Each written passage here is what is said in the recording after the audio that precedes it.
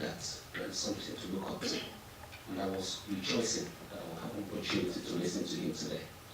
You and I are privileged today. Please put your hands together.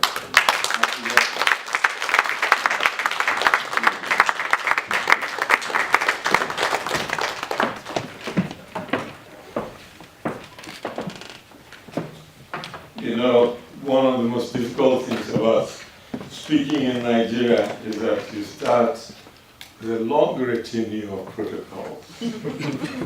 I don't like this, I must confess. But I cannot but to acknowledge Professor Philip T.K.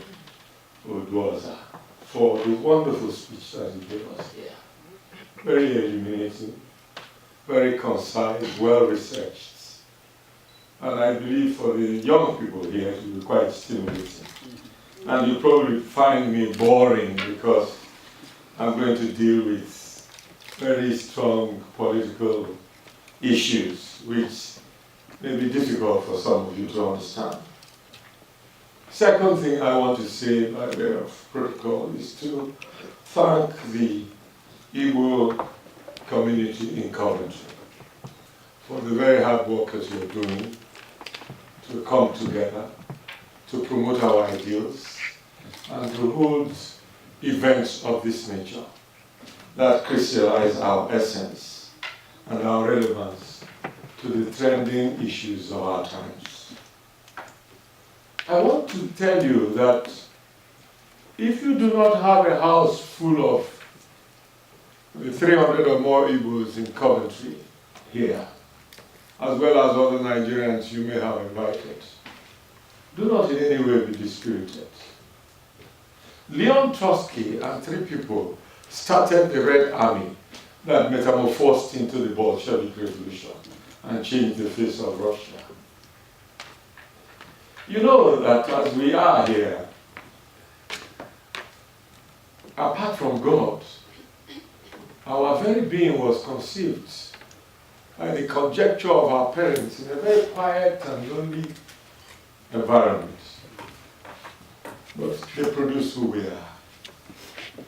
So every great idea is born in solitude, in quiet contemplation, and devoid of street noise and distractions of those who do not use the mind. I believe that those who are here are those who want to use their mind. And it doesn't matter how few we are, but we must delve into the issues that we've come to talk about. In 1960, Nigeria attained sovereign independence from Great Britain and became an independent country. By a progressive development of several constitutions, culminating in a London conference, the 3 regions created by the Macpherson Constitution of 1951 emerged on the Nigeria Constitution Order in Council of 1960. This independence constitution retained the regional setup and made several provisions for separate constitutions for each region in Nigeria. Powers were shared between the federal government and regional governments. The powers of the federal government were set out in the exclusive legislative list consisting of 44 subjects that included principally defense, currency, external affairs, mines and power, Lagos affairs, and customs. There was a concurrent list of 28 subjects on which both the federal and regional governments had competence. The residual powers were reserved to the regions on subjects not listed in the exclusive legislative list. In other words, you had 4 lists. You had the exclusive legislative list, you had the concurrent legislative list, and you had the exclusive, the residual legislative list. That's 3 sections. By the adoption of the Federal Constitution of 1960, Nigeria chose a federal system of government. Judge Anderson, in his work on federalism, an introduction, lists 5 characteristics common to all federations. They include 1, at least 2 orders of government, one for the whole country, another one for the region. Each government has a direct electoral relationship with its citizens. Second characteristic, a written constitution, some parts of which cannot be amended by the federal government alone. Third, a constitution that formally allocates legislative, including fiscal powers, to the two orders of government, ensuring some genuine autonomy for each other. Three, usually special arrangements, notably in the upper houses, for the representation of the constituent units in key central institutions to provide for regional input into the central decision making.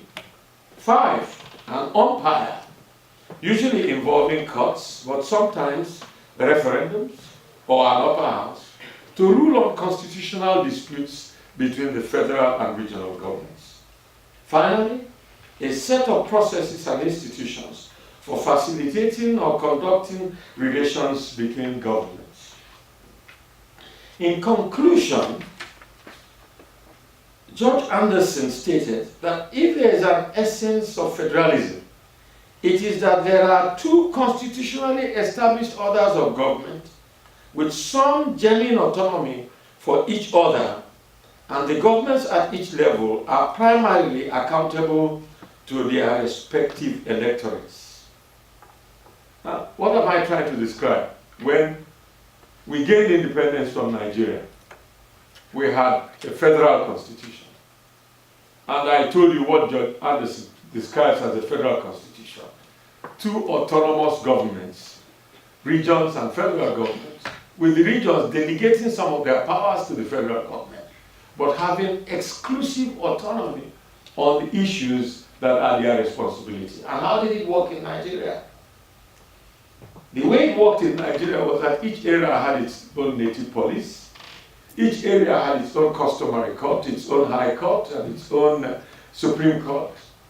Each area, so in my generation, when we went to school, we didn't go to federal government secondary schools. There were none. So there was nothing like quota. You had to sit for entrance exam, and if you pass, you pass. You went to primary schools around your vicinity, and the public schools were as, in fact, they had more standards, better standards than the private schools. And then you went to universities of your choice in Nigeria by passing entrance exam into those universities. And each university had its own set of standards. I give you a typical example. I started my primary school in a suburban area of Enugu called Iva Valley. It still remains a rural area. And my parents wanted me to go there because there was a priest who was in charge of St. Patrick's Iva Valley, who was then called Father Michael Eneja, who later became Bishop Michael Eneja. May his soul rest in peace. Bishop Michael was noted for his puritanism, his spirituality, and his sense of discipline. And so my parents felt that in his tutelage, we will acquire some of his virtues. But guess what? My classmates, in my first, we started with Infant 1, Infant 2, Standard 1, up to 6. So you had 7 years in primary school. But I got out on the 6th year, in Standard 5. And my training was so good that I competed with those in Standard 6. I was able to get entrance examination into a reputable school called CIC by beating those who were my seniors. So my parents were not entirely wrong in their judgment. But guess what? My classmate in St. Patrick's River Valley was a young man called Peter Enejere. Peter Enejere was the junior brother of James Enejere, who was my father's driver. So there was no school for the driver's son and another school for the minister's son. My father was a member of Eastern Nigerian House of Assembly and parliamentary secretary for health, at that time what you would call a junior minister. But I went to the same school with his driver's junior brother. Now, in secondary school, I went to CIC. It was a highly competitive entrance examination. We went to the college campus to write our examination. And we did the written examination from 8 o'clock to 10 o'clock. We examined in English language and general studies in one paper and in mathematics in the second paper. The results were announced before 3 o'clock, and we started the oral interview. There was no opportunity for your father to talk to the principal. You either passed or you failed. in my class were two recipients of my father's scholarship, Sylvester and Gregory. They beat me in mathematics, in physics, in chemistry, and biology. I beat them in English language, English literature, Bible knowledge, history. I beat them in what you will call subjective subjects, and they beat me in objective subjects. In mathematics, you either scored 100% or 0. You either got it right or you didn't. And the examiner's subjective considerations about your writing or how did not matter once you got the equations correct and the answer correct. Now, in the areas that I beat them, it was a matter of my presentation, my organization, my knowledge of the subject matter, my recognition of the important points in the subject matter, and my conclusion interrelating the subject matters that I described to the question. Now, sometimes when the examiner is reading, he gets bored. Sometimes his wife gets him angry. Sometimes he gets a phone call. And so whatever assessment he gave me was subjective, like the subject. It turned out that Sylvester and Gregory, in our positions in class, were always beating me. The best I could make was 5th or 4th, but they were always 1st or 2nd or 3rd. And my father gave me a very big knock on the head. And as he put it in Igbo, Ige Mesie, Ndi na-aza Sa, Izaba Fasa.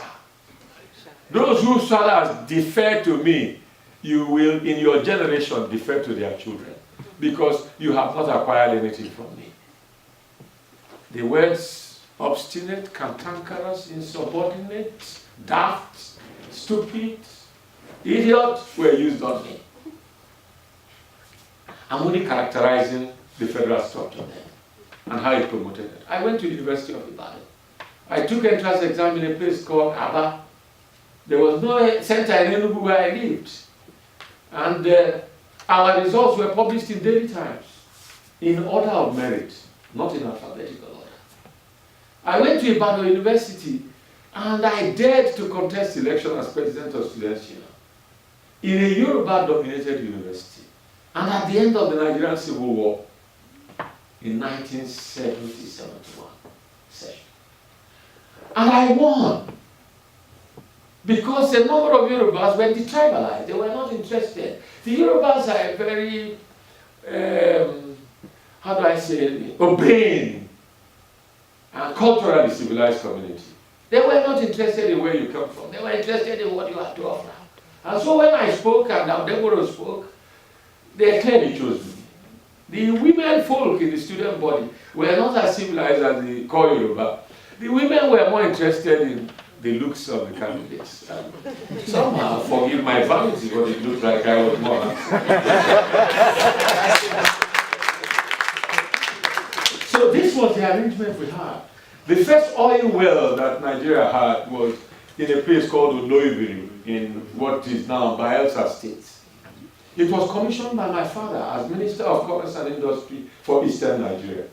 It was in the concurrent legislative list. In other words, the state government could invest in mineral resources just as the federal government could invest. What was different was how the profit was shared. And I'll explain to you as I go on through this lecture about how it was done and how we want to do it. Nigeria's federal constitutional arrangement transformed into a federal republic with the translation of the Governor General to President and Commander-in-Chief of the Armed Forces in 1963. Nigeria's federal system of government lasted from 1960 to 1966, when the military took over power and promulgated what they called the Unification Decree No. 34, which set aside regional arrangements and created a unified civil service structure for the whole country. Whereas the First Republic failed politically, it succeeded economically. The First Republic witnessed continuous crises of ethnic tensions and struggle for control of the federal government, the implosion of the Action Group, and the violence that attended it in Western region, the census crisis, and the general breakdown of law and order, which led to a military coup. But notwithstanding these political upheavals, the regions laid strong economic foundations. In agriculture, massive growth of export was witnessed in the production of cotton and groundnuts in northern Nigeria, cocoa in western Nigeria, palm produce in eastern Nigeria, and rubber in Midwest Nigeria. New universities were built in Zaria, Lagos, Ibadan, and Nsukka. When I went to school, the first faculty for architecture in Nigeria was in Ahmadu Bello University in Zaria. If you wanted to be an architect in a Nigerian university, I'm sure, Professor, you remember, you would prefer to go to Ahmadu Bello. If you wanted to read medicine, you would prefer to go to Ibadan. It had the best teaching hospital at that time.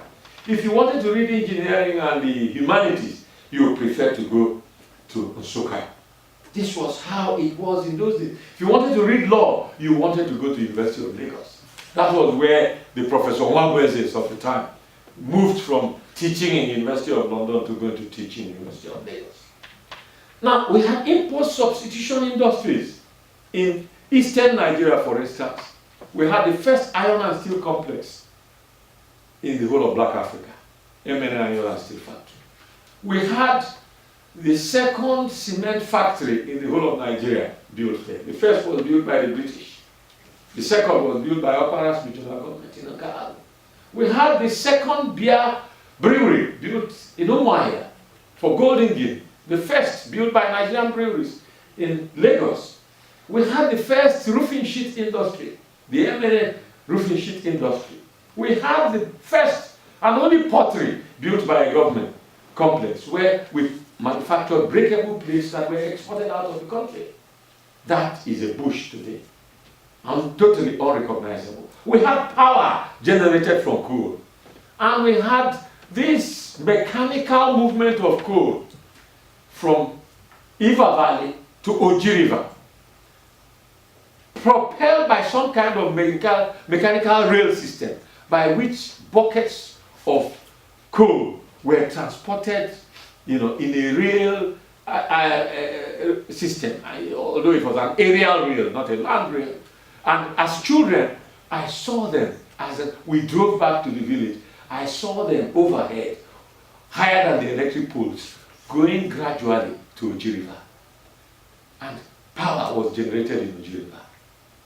But that place is a completely abandoned area today. So we had import substitution industries growing all over the place. It included textile industries in the West, which they developed from their cotton, agricultural produce. As I said, breweries, iron and steel complexes, cement factories, building material industries, marble production industries, tire manufacturing industries. In infrastructure, new and strong roads were built by the regions. Railway lines were up and running and efficient. Power was generated from locally mined coal. Many Nigerian youths gained scholarships to study in Europe and America. Today, there's nothing like scholarship in Nigeria. When I went to Ibadan University, I had 2 scholarships. I had East Central State Scholarship. The second one was Students' Loan Award. The government gave you a loan to study, and it only required you to work for government for 2 years when you came out. Nobody even insisted on that when we came out. So it was really never to be implemented. Today, it doesn't exist anymore.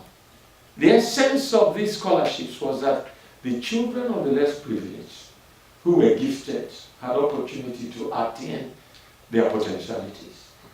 It doesn't happen anymore. I know how much it costs you to put your children in school here. It is almost your entire savings plus loans.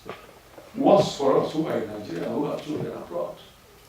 We virtually, those in my generation, sell their assets to do so. There's no other way to do so. Now, between 1966 and 1979, the Nigerian Armed Forces dominated the rulership of Nigeria and entrenched military system of governance in Nigeria. Between 1967 and 1970, Nigeria was at war, and issues of forms of government took a backseat until death.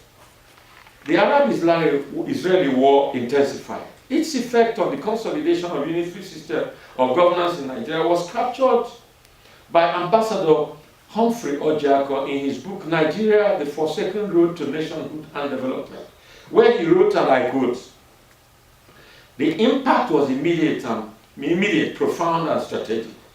By the end of the war in March 1974, the price of crude oil had risen so abruptly from barely $3 per barrel to $12 per barrel.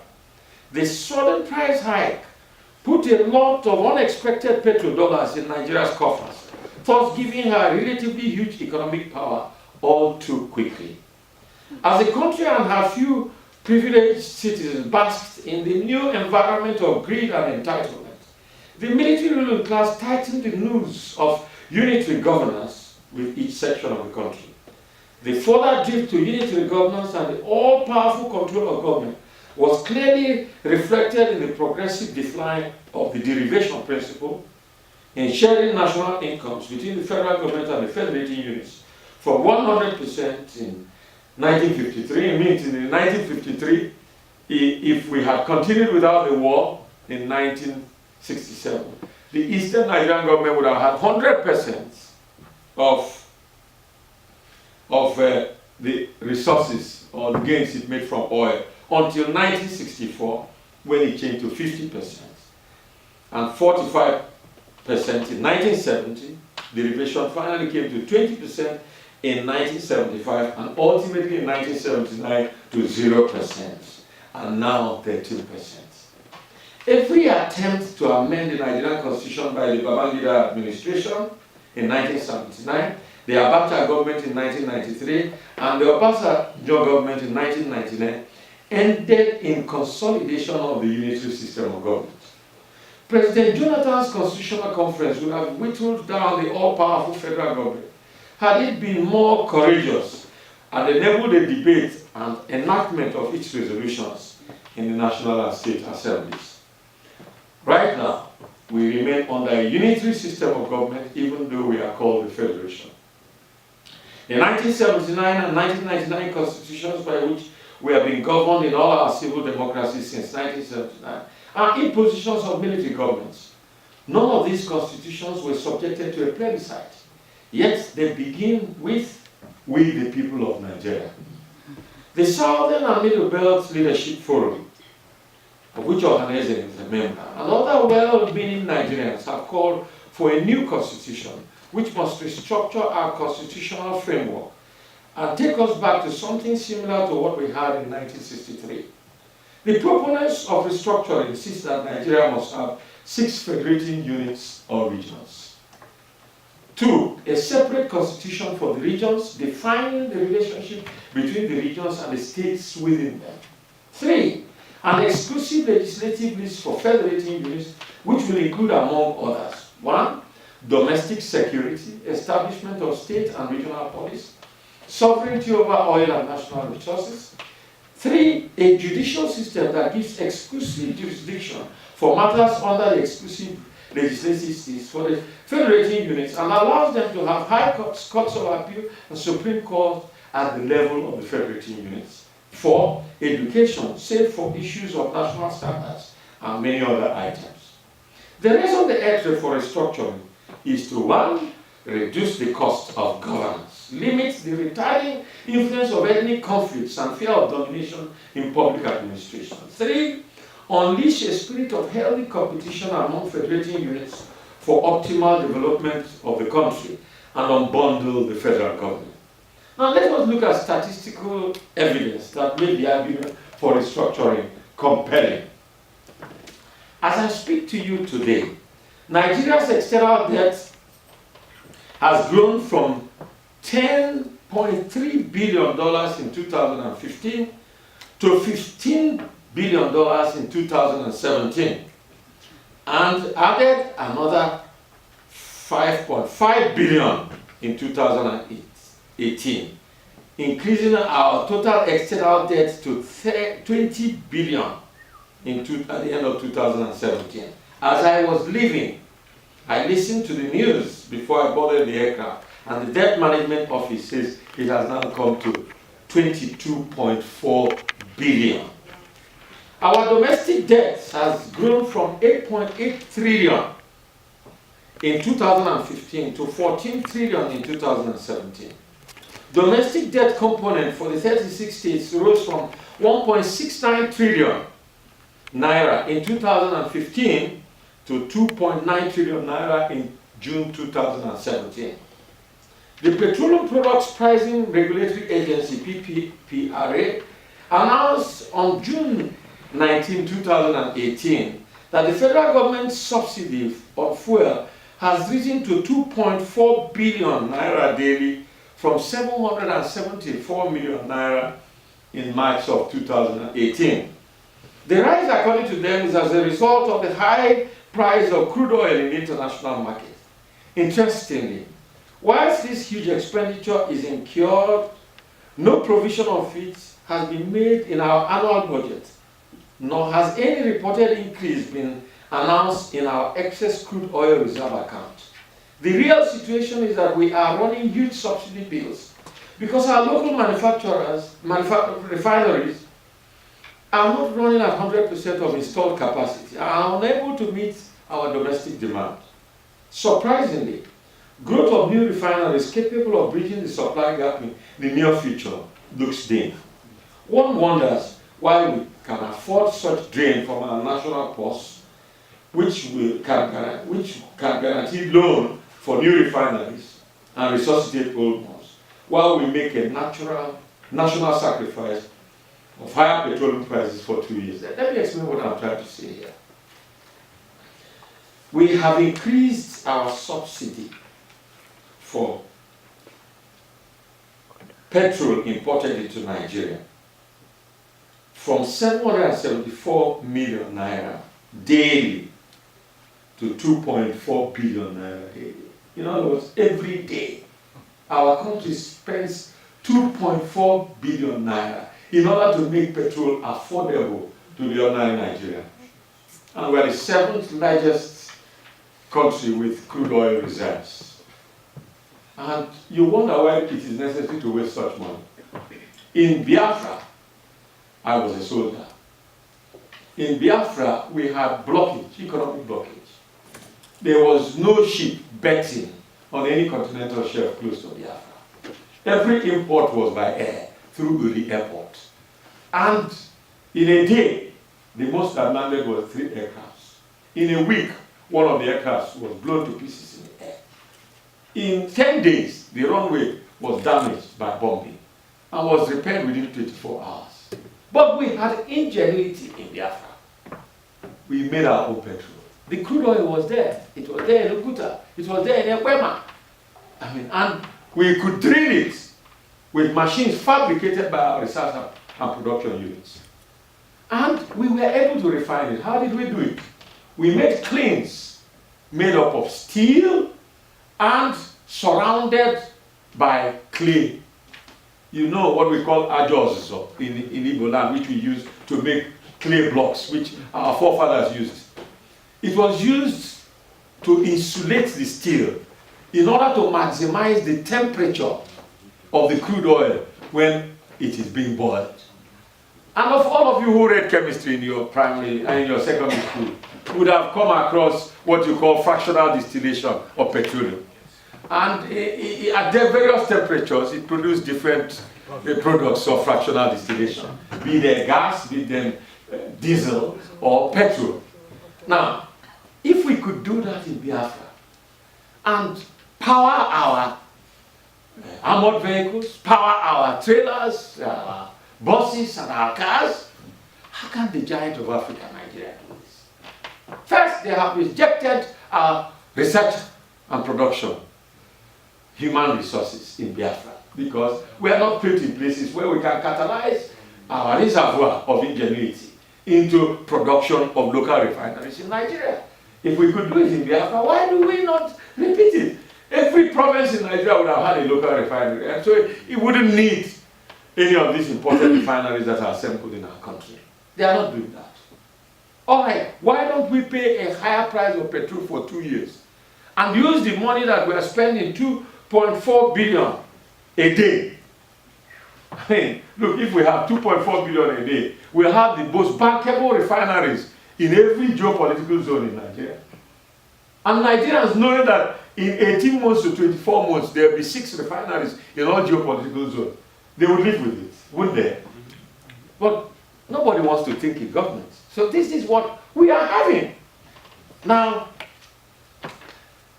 On the 7th of November last year, Moody's Investor Service downgraded Nigeria's sovereign issuers rating to B2, citing their rationale as the likely unsuccessful effort of the Nigerian authorities to increase non-oil revenue and persistent key structural weaknesses. Bill Gates said the same thing when he came to Nigeria. The federal government has on 2 occasions released bailout funds to enable states to meet their recurrent expenditure requirements. Only about 9 states in Nigeria, namely Lagos, Kano, Enugu, Edo, Delta, Abia, Rivers, Anambra, and Kwara, have their internally generated revenue sufficient enough to cover their interest repayment on their debts without depending on allocations from federal collected revenue. According to Budget Research, in its scale of ability to meet recurrent expenditure obligation rankings, only 4 states, namely Katsina, Kano, Rivers, and Lagos, have average monthly revenue in excess of average monthly recurrent expenditure. For the federal government, close to 40% of its annual revenue was spent on servicing of interest repayments, not the principal, interest repayments on debts. And according to International Monetary Fund, this percentage is expected to increase further. According to Fitch Ratings, Nigeria's government gross debts are 320% of its annual revenue, one of the highest in the world. Michael Kilukume, writing in Daily Trust, the Nigerian economy has grossly underperformed relative to her enormous resource endowment and her peer nations. It has the 6th largest gas reserves and the 8th largest crude oil reserves in the world. It is endowed in commercial quantities with about 37 solid mineral types and a population of over 170 million people. Yet, economic performance has been rather weak and does not reflect these environments. Compared with emerging Asian countries, notably Thailand, Malaysia, India, China, and Indonesia, that were behind Nigeria in terms of GDP per capita in 1970, these countries have transformed their economies and are not only miles ahead of Nigeria, but are also major players on the global economic arena. Current reports show that the economy of Nigeria increased 3.23% on quarter in the second quarter of 2017, recovering from a 13.3% contraction in the first quarter. GDP growth rate in Nigeria averaged 1.17% from 2010 until 2017, reaching an all-time high of 10.59% in the third quarter of 2010, and a record low of minus 13.98% in the first quarter of 2016. In the face of this economic reality, the Population Reference Bureau predicts that Nigeria will in 2050 become the world's largest population, fourth largest population, with a projected population of 397 million, coming after China, India, and the United States of America. These countries have varying levels of industrialization that are far away from Nigeria. And this deadline is only 33 years away. Now, a non-governmental organization in Vienna called World Poverty Club, founded by the German government and led by a man called Homi Haras, Deputy Director of the Brookings Institute in the United States, and Wolfgang Fengler, a World Bank head economist. This organization is predicting that Nigeria will overtake India as a country with one of the world's poorest people. They contend that, and I quote, by 2030, there will be 200 million fewer people in the world living in extreme poverty than there are today. In other words, the world will be progressing. However, 438 million, or 5% of the world's population, will still be below extreme poverty line. This year, for example, the extreme poverty level is rising in 30 countries. In these nations, a total of 9 million more people will be living in extreme poverty at the end of 2017 than 12 months previously, in the considered view of World Poverty Club. Continuing, the World Poverty Club holds that very few countries in Africa are making fast enough progress on ending poverty. And in two large countries, Nigeria and the Democratic Republic of Congo, their populations are growing faster than their economic growth. So poverty will likely continue to rise in these two countries. We need a dramatic break, therefore, for current trends in over 30 countries in order to end poverty worldwide.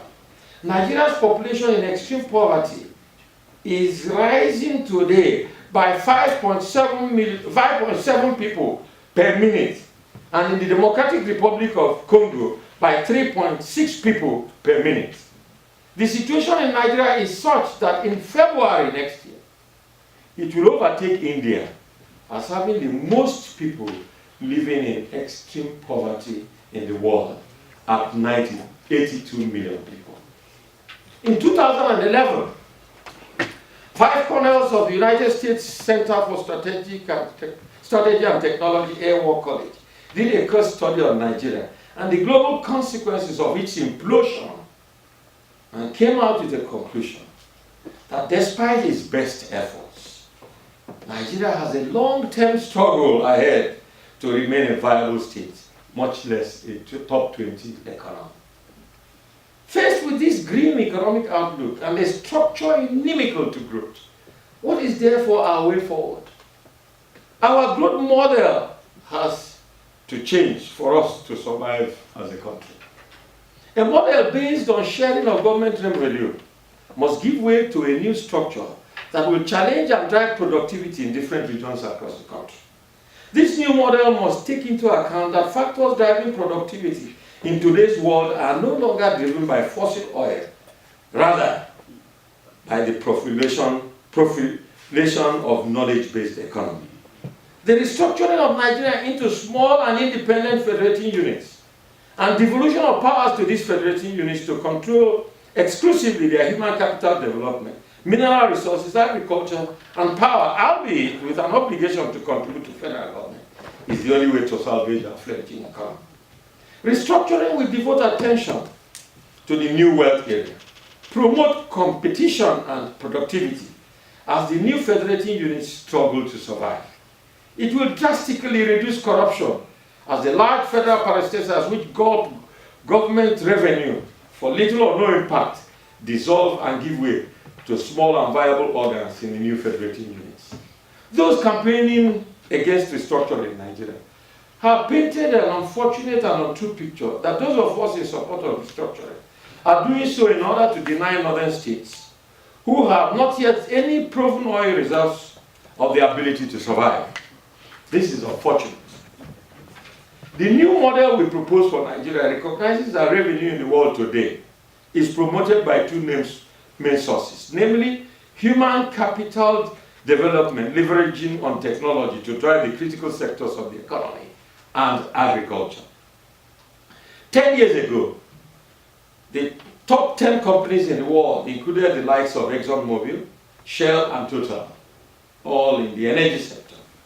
Today, the top 8 companies in the world are represented by technology-related companies. They include Apple, Microsoft, Google, Facebook, Amazon. The example of Netherlands in agriculture is also relevant here. The Netherlands is the 18th largest economy in the world. It has a land area of about 33.9 thousand square kilometers. Niger State, one of Nigeria's 37 administrative units, if you include Abuja, has about 74,000 square kilometers, almost 1.5 times that of Netherlands. Netherlands has over 100 billion export earnings annually from agriculture, contributed mainly by vegetables and dairy. Nigeria's oil revenue has never in any one year reached the 100 billion target. Northern Nigeria is the most endowed agriculturally in Nigeria. Its tomatoes, carrots, cabbages, cucumbers, tubers, grains, livestock, and dairy feed the majority of Nigerians in spite of its huge reserve of unexploited export potentials. In a restructured Nigeria, Northern Nigeria with the right agricultural policies will perhaps be the richest part of Nigeria. Our analysis here must be viewed from the background that late lines have been fixed by OECD countries and China for the cessation of the production of automobiles and machines dependent on fossil oil. They have said that between 2020 and 2024, they will not produce any more machines based on fossil oil. This development and the new technology for the production of shale oil in the United States have made world dependence on Nigeria's crude oil a rapidly declining phenomenon. Right now, the United States does not import 1 barrel of crude oil from Nigeria. In the last few years, our youths, reacting to this adverse economic situation that has made them destitute and totally without hope for a better future, have become increasingly restive.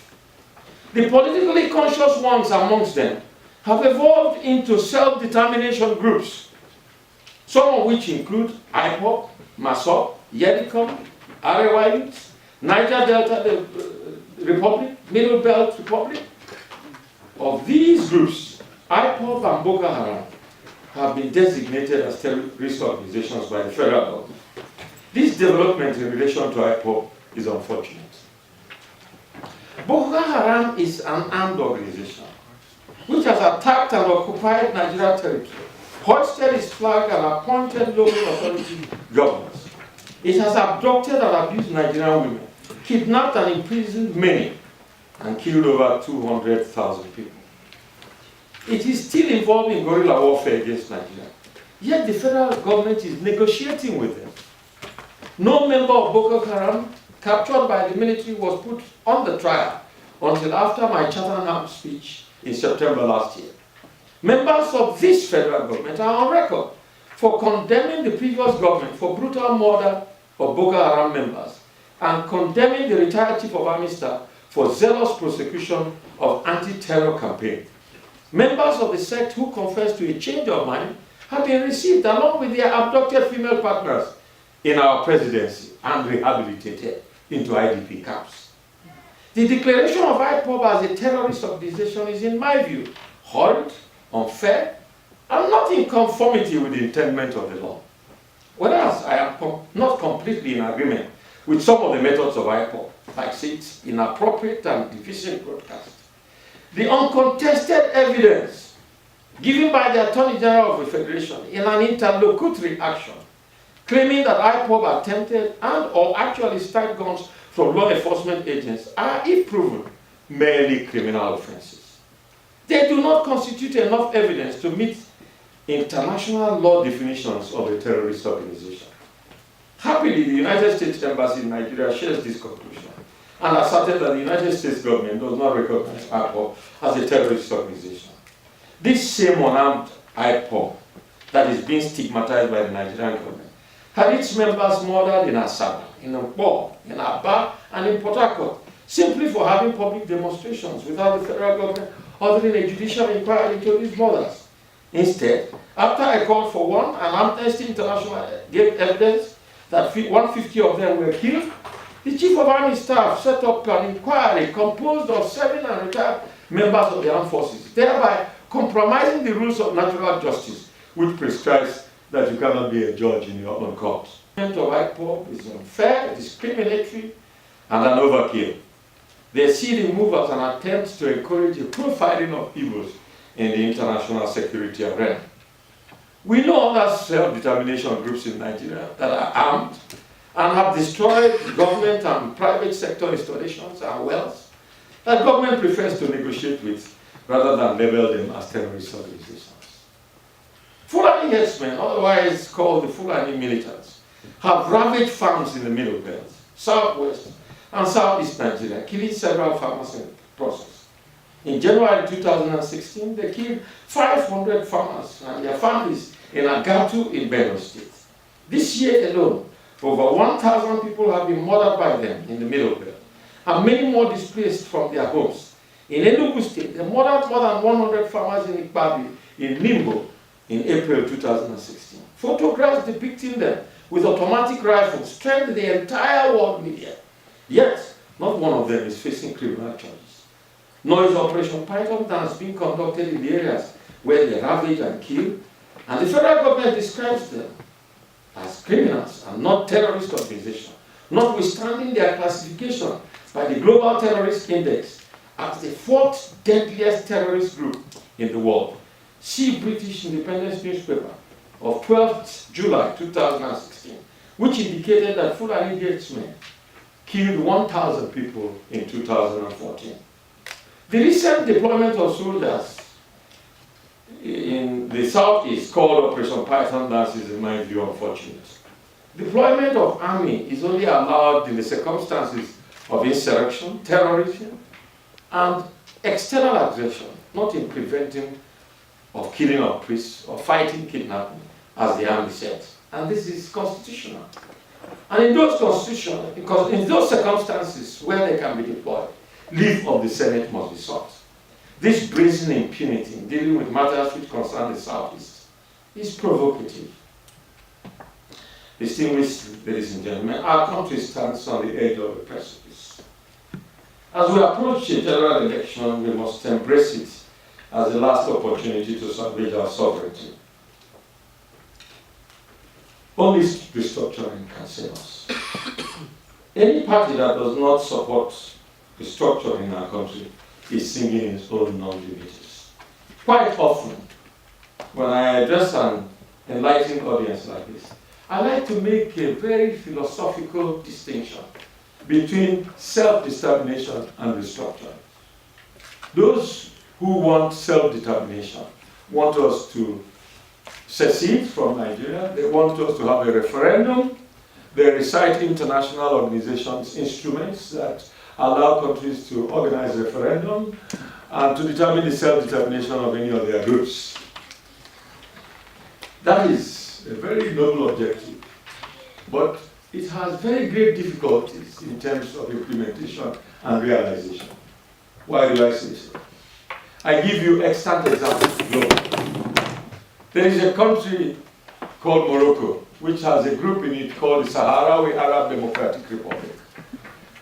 Ever since I joined President Shehu Shagari's government in 1979, and I had the privilege of attending meetings of the Organization of African Unity, then now called African Union, the issue of Sahrawi Arab Democratic Republic was repeatedly on the agenda of the AU.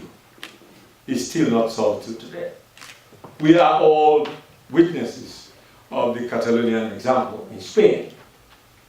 In Spain, they had achieved restructuring by having regional governments and regional legislature. They even went further by the regional government of Catalonia organizing a plebiscite in which there was an outstanding majority in favor of self-determination.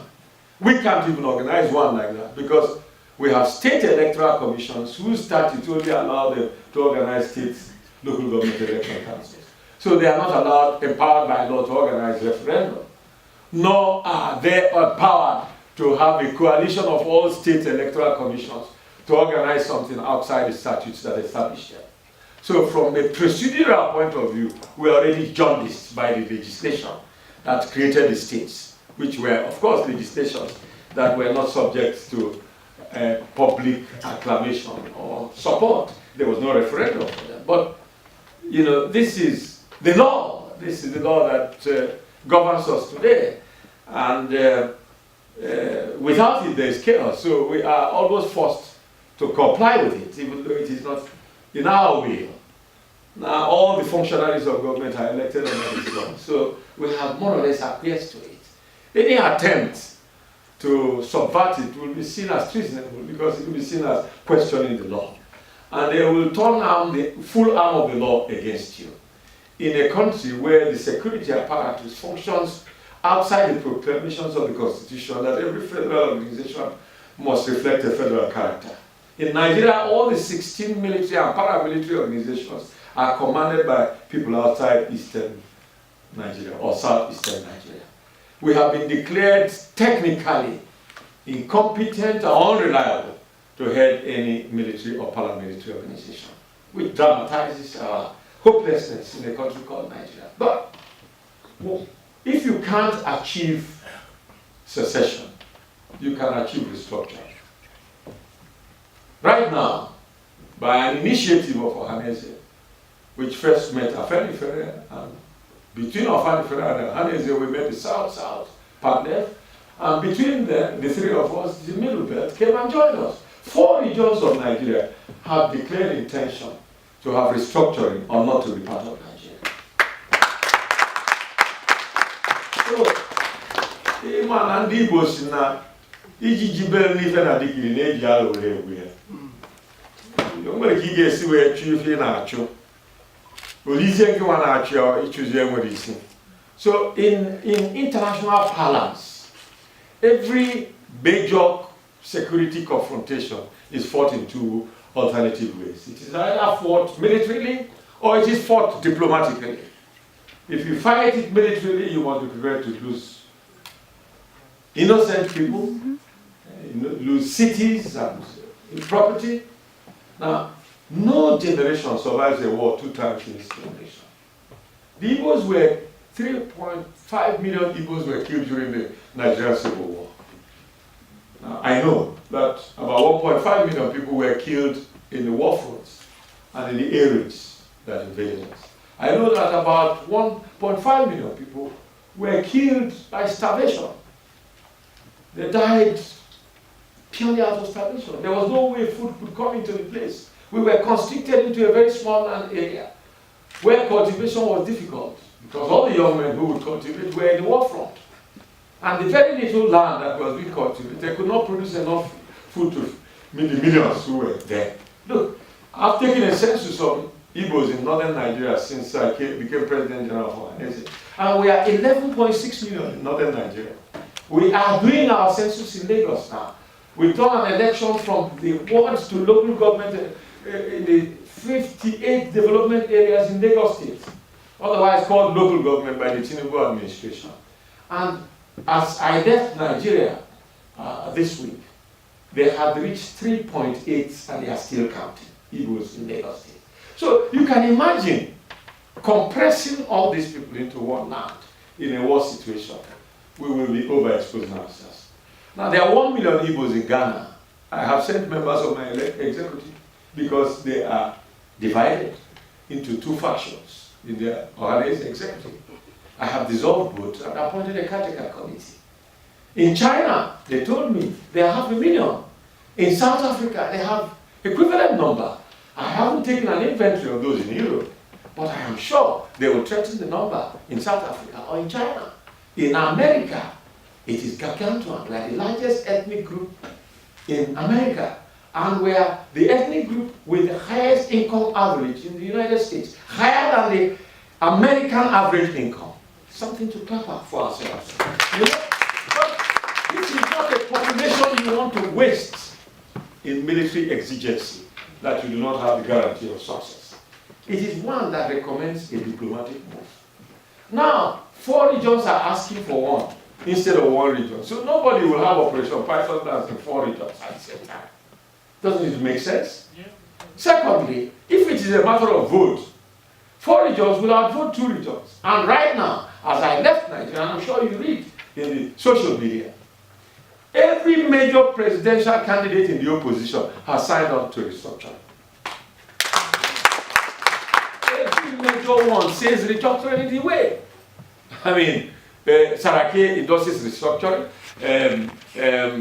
Vice President Atiku Abubakar endorses it. Governor of Sokoto State endorses it. Governor of Gombe State endorses it. I mean, what is left? We have put it on the political lexicography of Nigeria. We have made it occupy a center stage in the manifesto of anyone aspiring to a public office. So, all this going on here also, if for the I cannot end this lecture without thanking Igbos in Coventry for inviting me to share my thoughts on the structuring of the Nigerian Federation with you and to enjoy your New Yam Festival later this evening. Igbos in diaspora are a very vital segment of our society. You are the ones exposed to the new world order which we crave for in order to resurrect our economy.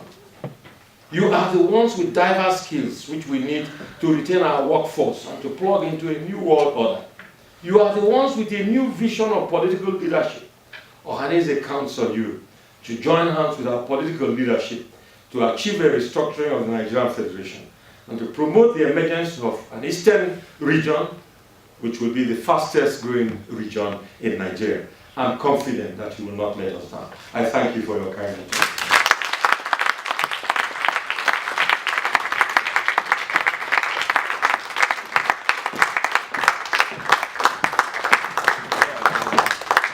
One more time, put your hands together.